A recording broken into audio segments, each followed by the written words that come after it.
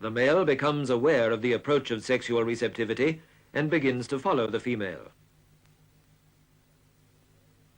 Such behavior may start 2 or more days before mating, and at times the chase may be energetic. He smells the pouch and the external genital opening, and quite often grasps the tail of the female.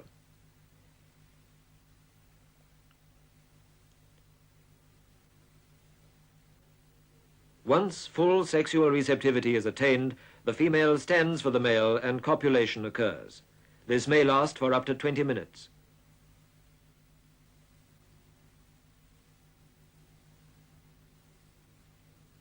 If mating is not observed, it may be.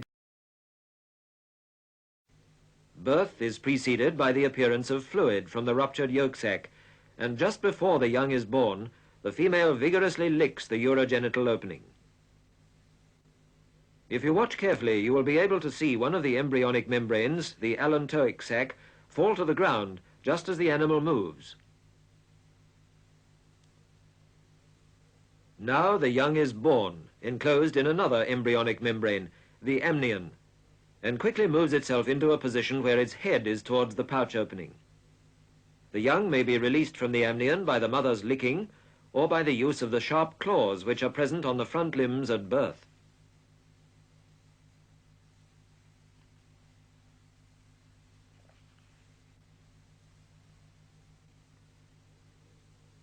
During the early part of its climb to the pouch, the young is attached by the umbilical cord to the yolk sac. Eventually this cord is broken, sometimes by the licking action of the female, and the young is attached only by its grip on the fur. The time taken for the young to reach the pouch is about 3 minutes, ranging from 1.5 minutes to about 4.5 minutes. During birth and the journey to the pouch, the young seems to be ignored by the female, who concentrates on licking blood and birth fluids from the fur. The female does not lick a track for the young to follow, but licks mainly behind the young, removing all traces of its passage. After the young has reached the pouch, the female remains in the birth position, licking the fur. Fluid will continue to ooze from the urogenital opening for up to 40 minutes after birth, and all of it is carefully licked up by the female. In the film we've just seen, it was difficult to observe the moment of birth because of the movement of the female as she continually licked the fur. So, to see this more closely, it is necessary to anesthetize a female with Nembutal a few minutes before the young is born. This female is anesthetized.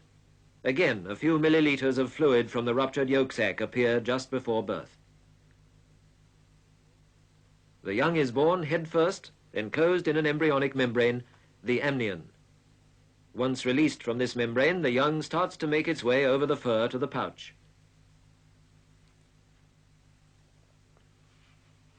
The young, at birth and for some time after, is attached to the yolk sac by the umbilical cord. This cord stretches and eventually breaks as the young makes its way to the pouch. Sometimes the cord is broken by the licking of the female, but with this anesthetized animal, the cord had to be broken artificially.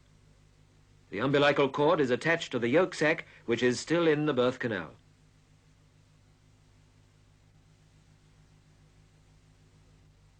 The newborn red kangaroo, as with the newborn of other marsupials, is entirely without fur. It is blind and lacks even the development of organs giving a sense of balance. However, those centers of the brain concerned in the sense of smell are well developed, and the nostrils are open and large. During its climb to the pouch, only the front limbs are used, since the hind limbs, which become so large later in life, are mere buds at this stage.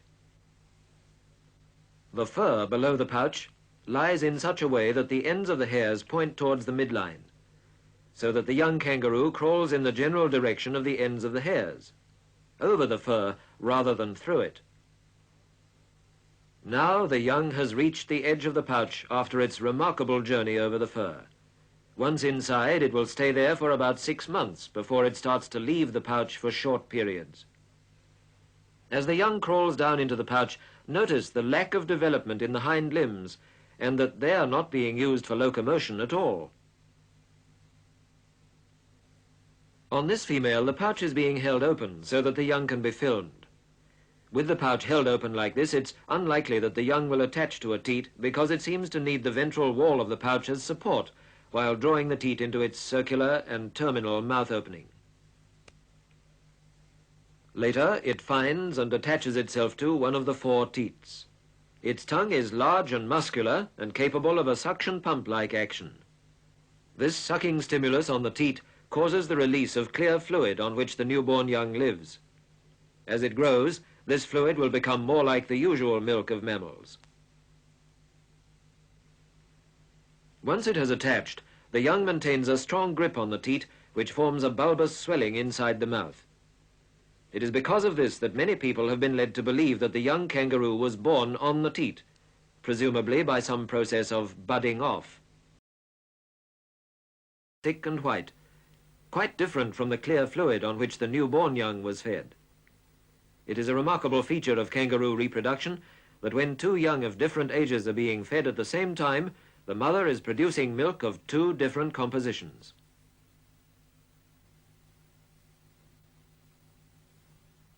In this pouch, the 4-month-old young is feeding from a teat which has become greatly elongated.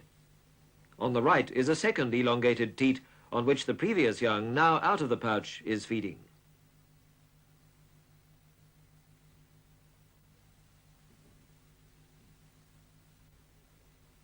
Not until it's about 150 days old does the young first put its head out of the pouch.